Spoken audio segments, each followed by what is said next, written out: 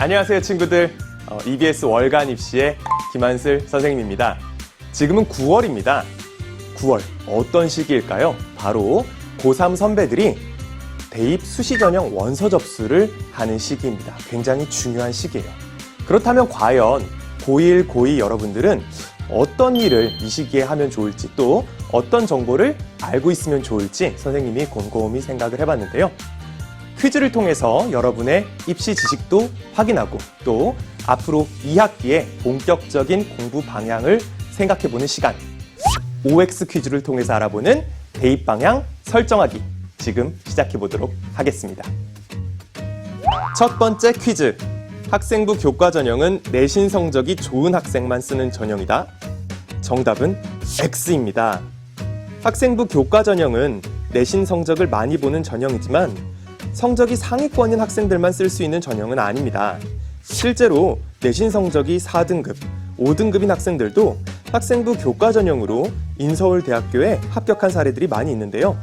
특히 여러분이 수능 최저 학력 기준을 충족한 경우에는 내신 성적을 0.5등급 정도, 최대 1등급까지도 향상시키는 효과가 발생합니다.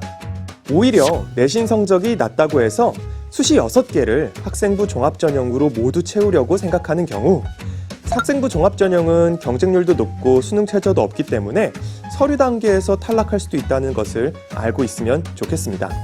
정리하자면 지금까지 내신이 조금 아쉬웠던 고1, 특히 고2 친구들의 경우 남은 기간 동안 수능 최저 등급을 맞추기 위해서 열심히 노력하고 학생부 교과 전형에 지원하는 것을 생각해보는 것도 좋은 전략이 될 수 있습니다. 두 번째 퀴즈. 학생부 종합전형은 성적보다 스토리가 중요하다? 정답은 무엇일까요? 바로 X입니다. 여러분이 학생부 종합전형을 고려할 때 흔히 하는 실수가 있어요. 바로 학생부 종합전형은 내신이 아니라 스토리 또는 스펙으로 합격하는 전형이라고 생각하는 것인데요. 실제로 그런지 한번 볼까요? 자, 이 자료는 경희대학교에서 발표한 학생부 종합 네오 르네상스 전형의 작년도 합격자 통계입니다.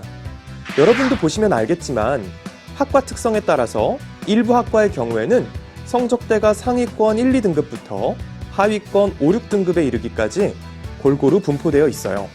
하지만 전반적으로 보면 상위권의 성적대에서 합격자 분포가 많죠.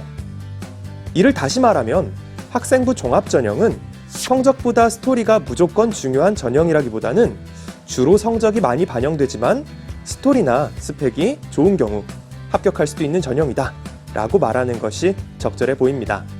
따라서 학생부 종합전형을 생각하고 있는 친구들이라면 다양한 교내외 활동에 참여하는 동시에 그 이상으로 학교 공부에도 힘쓰는 것이 중요하다는 것을 잊지 마세요.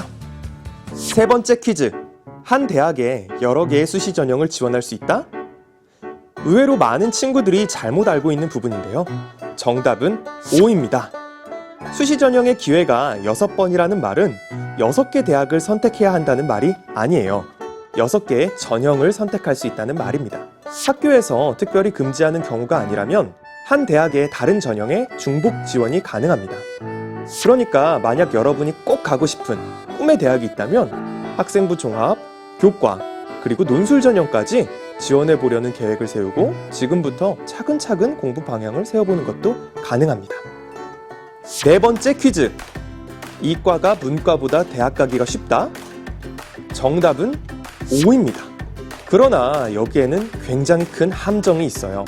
진학 계열을 고민 중인 고1 친구들은 결론만 기억하지 말고 꼭 잘 들으셔야 합니다. 우선 같은 등급을 받는 경우 자연계열 학생들이 조금 더 좋은 대학에 진학한다는 말 자체는 사실입니다. 왜냐하면 자연계열의 경우에는 최상위권 학생들이 의대나 치대를 지원함으로써 상위권 대학의 자연계열 합격선이 조금 내려가는 효과를 주기 때문입니다. 그렇지만 자연계열은 수학을 공부하는 범위가 인문계열보다 훨씬 많고 또 보통 자연계열 학생들의 수학 성적 성취도가 인문계열 친구들보다 높기 때문에 자연계열 수학에서 좋은 성적을 받는 것은 인문계열 수학보다 더 어렵습니다. 여러분의 꿈은 무엇인지, 수학을 싫어하지는 않는지, 탐구 과목은 어떤 것에 흥미를 느끼는지 등을 종합적으로 고려해서 현명한 선택을 하시기 바랍니다. 마지막 퀴즈. 대학 입시를 미리 체험할 수 있는 방법이 있다? 있습니다, 여러분. 있어요. 정답은 바로 O입니다. 오늘 내용 중에 가장 중요한 겁니다. 바로 대학의 선행학습 영향평가 보고서를 활용하는 방법인데요. 모든 대학은 전년도 대입의 선행학습 영향평가 자체 보고서를 대학교 홈페이지에 공개하도록 되어 있어요.